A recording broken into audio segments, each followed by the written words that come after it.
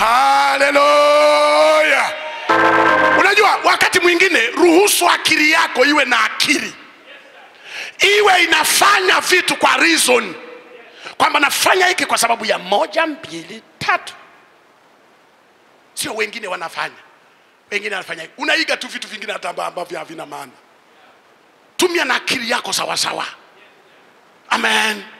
Nikiwa naongea na mabinti siku moja, usiige tu kwa kunaona watu wanaposti picha za wanaume kwenye profile yao.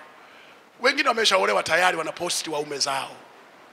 Sasa wewe ni binti, unamweka kaka yako kwenye profile wakati kuna wanaume wanakutafuta. Unafikiri wakiona hiyo picha watakufuatilia? Wanasema huyo application is full. Sasa wewe binti uko kwenye soko, unatafuta soko, unaweka mapicha ya kaka zako pale. Halafu unasema I love you bro. Unafikiri wao wataamini kama ni bro wa kuzaliwa? Halafu unaanza kusema kuna mchumba alikuwa anakaribia hivi tu, halafu ameingia. Afanyeje? Kaliona li picha ya mwanaume limekaa kwenye profile lako. Babinti, ruhusu akili yako iwe na akili. Kama kweli kuna msiba, kaka yako amekufa, umeweka picha yake, andika pale rest in peace my brother. Watu wajue unaomboleza. Kama naumwa, sema get well my brother. Sijui nini na nini, upone, wasema namuombea. Sasa umeweka tu picha la kaka yako kwenye profile, alafu nasema mchungaji niombe. Kila mchumba nayempata anaingia mitini, kila mchumbaji nayempata ananikataa, nina mikosi, uniombe. Mikosi unaitafuta mwenyewe kwa ujinga ulio kwenye kichwa chako. Mimi nakupa ushauri tu, unaweza ukaupokea ukaukataa. Endelea kupost picha ya kaka yako, uzeekee kwa baba yako.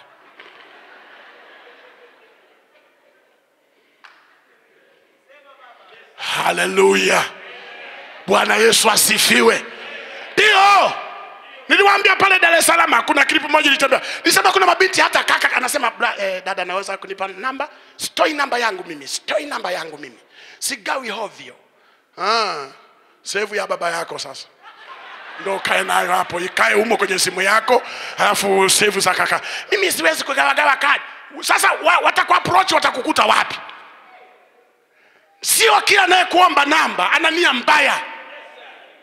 Wengine wametumwa kwamba bwana nampenda dada yule, lakini jinsi ya kumfikia anasema sio ombe namba. Wewe hata naanzaje?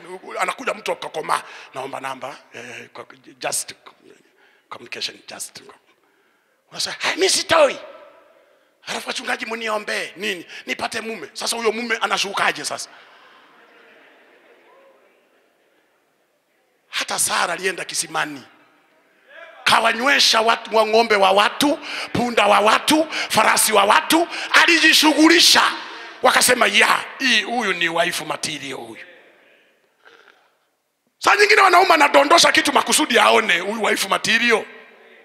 Unakuta tu kaka umedondosha. So hakuna kitu hapo.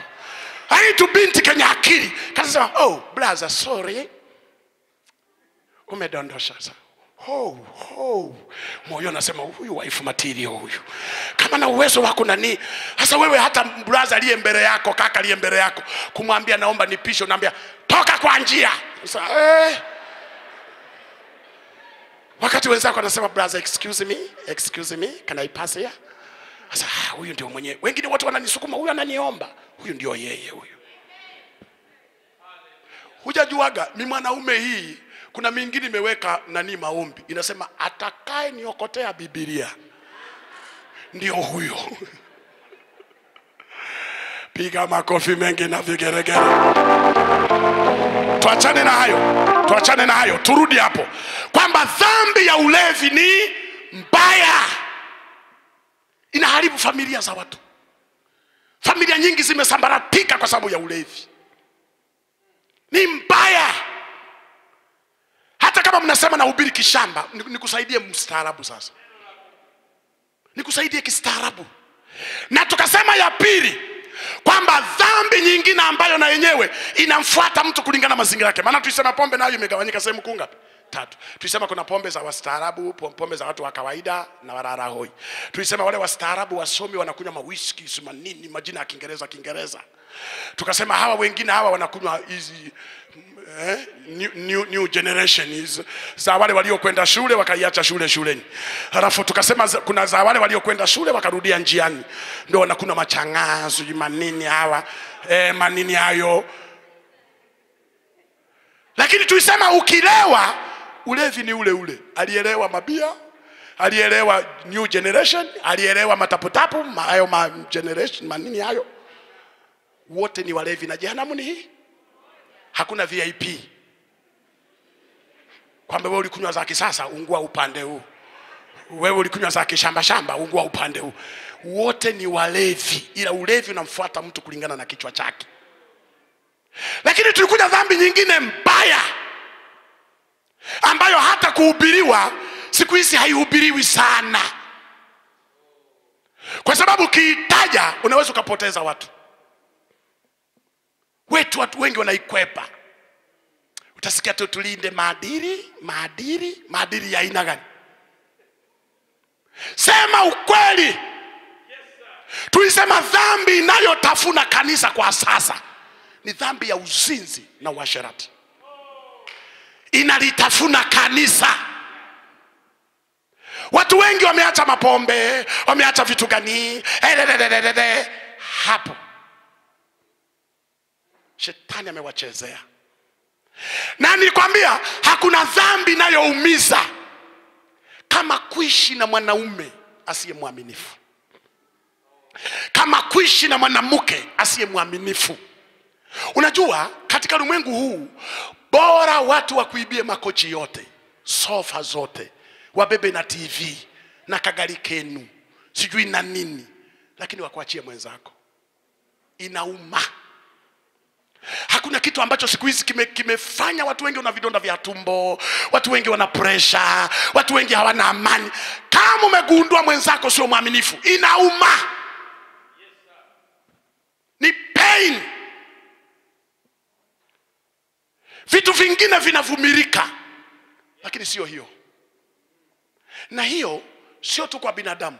Wewe fikiria mpaka jogoo hajawahi kununua wale, sisi kwetu tunaita tetea, wale kuku jike, sasa tuseme makuku majike. Jogoo amewahi kununua. Lakini ukinunua ukamletea hapo, anawamiliki. Asisikie jogoo mwingine na wika, watagombana mpaka wauane. Ng'ombe wenyewe, mbwa, sijui nani, kila kiumbe kina wivu. Hasa binadamu je? Ndio maana nakuonya, kama mtu uko hapa sio mwaminifu kwa ndoa yako, kuanzia leo niko kwenye madhabahu. Acha. Uache hiyo tabia ulifanya uko nyuma, sawa, lakini kuanzia leo fika mahali useme sirudi. Na nenda ukarudie. Kitakacho kukuta, usinitafute kwa simu, usimtafute mchungaji, kwa sababu tumekuonya. Ulichokosa ni nini? Una mke, una mume, ulichokosa ni nini? Wanawake na wanaume ni wale wale. Kama ulize Sulemani kama aliwahi kulizika, alikusanya wanawake 700 na masuria 300, jumla 1000. Bado akasema nimegundua ni kujirisha upepo, sijalizika chochote. Kuna wengine alikuwa na watongoza, anasema nao nataka, anasema we, mbona nishakubali mimi wa kwako, niambie tu kama utakuja jioni. Hakulizika. Hasa sisi wanaume ndio tuna matatizo. Wamama wenzetu akishazaa mtoto wa kwanza wa pili ashakuwa scraper. Mnaielewa scraper? Yale magari yalio nimeyakuta hapo wameyakusanya yanakusubiri kusagwa vyuma. Kweche. Akisha zaa katoto ka kwanza ka pili, kakanyonya saa 6 zote zikaisha. Yani akawa kama chapati. Yani alikuwa na mwili umeshaisha kakongoroka. Akienda kule kama narudi huku soko limeshaisha. Anatulia na mume wake, hana kwa kwenda. Lakini shida iko na wanaume. Wanaume wana roho ya kutokulizika.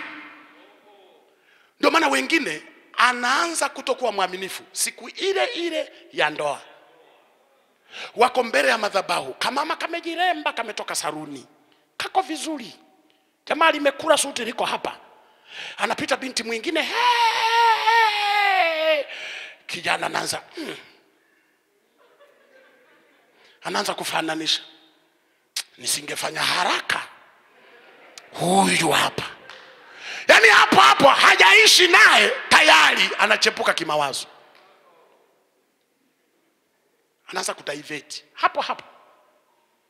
Wanaume mko hapa, mulio kwenye ndoa mko hapa, tulia na mkeo, mtunze, mweke vizuri. Saa nyingine anaonekana kama kokoo kwa sababu hujamtunza sawa sawa. Katunze kamuke kako hako kamama hako, kaweke sawa. Kwani hao unaotembea unaoangalia barabarani huko unasema hey, wameumbwa? Hawajaumbwa, wamegharamiwa. Sasa unashinda kuvalisha mke wako vizuri, anavaa zile nguo siku hizi tunaita juhudi kuinama, yani ile juhudi yako kuinama na kuchambua. Alafu nasema mke wangu hapendezi. Wanapendeza na juhudi kuinama. Unamletea mafuta ya kupaka, utafikirie mnyororo wa baisikeli anataka kurainisha. Utafikiri ni vyuma vya injini. Yaani unamletea mifuta haieleweki. Alafu naishi Nairobi. Sasa ungekuwa Kilifi, ungekuwa kule kijijini kabisa, kule ingekuaje? Tunza mkeo. Katika vitu ambavyo havina spare tairi ni ndoa. Ni huyo huyo. Akipata pancha unga, ujaza upepo, safari iendelee. Huwezi kubadilisha. Tunza ako kamama mpaka kaonekane kama kabunge kalikotoroka vikao. Yes! Piga pamba aonekane yuko smart. Mpe tu mafuta tuzuri na tu perfume, akipita watu wanamuao bila kupenda. Oh dada, kumbe wanataka dada anaka perfume safi. Sasa kama usipotunza wa kwako, utatamani wa wenzako barabarani. Utatamani vibinti vidogo ndio vitakuendesha kushoto kulia, vitanyang'anya mishahara yote, vitachukua pesa yako yote. Unaanza kusema dunia ni ngumu, dunia ni shida, kumbe ni wewe mwenyewe matumizi ni mabofu. Na nyinyi ambao bado hamjaoa, haraka yenu ya nini? Haraka ya nini? Kwani usitulie? Mungu akupe wa kwako. Ndio maana kuna vijana wengi wamefika mahali anapanga wanawake, utafikiri anataka kuwa mfalme wa Mswati. Kila kabinti anakaahidi nitakuoa, nitakuoa. Na mabinti wa siku hizi akisha sema nitakuoa, kweli? Are you serious? Serious? Mwanaume aliwahi kusema hayuko serious? Mwanaume huyu atakwambia I'm serious more than the word itself. Kwamba niko serious zaidi ya neno lenyewe. Lakini kumbe tapeli. Anapanga wasichana hapa kanisani, hawafahamiani. Kila mmoja nafikiri huyu ndio wako wangu mtarajiwa, kumbe mko 6. Ndio maana mimi niliwapa mbinu. Mwe mnafuatia mahubiri yangu YouTube na Boda TV. Niliwaambia hivi, binti ukiona kijana anakuja anasema nataka nikuoe, umwambie mimi sikatai. Mimi mwenyewe namuomba Mungu. Kama wewe ni majibu sawa, tupandishe pale juu. Kwenye kagorofa pale. Tuende kwa baba, tumwambie baba, Mungu amejibu maombi yetu. Mimi na huyu tunaanza uchumba. Utuombee, kwa sababu uchumba sio ushirikina, sio uchawi. Utuombee. Alafu baba ukatangaze Jumapili pale. kwamba fulani na fulani wanaanza uchumba, tuwaombee. Kama kulikuwa na watu wanamwangalia huyu kijana, wajue sasa ni wa kwangu. Kama kulikuwa watu wanamwangalia huyu binti, wajue sasa ni wa fulani, ili kuondoa pepo la uharibifu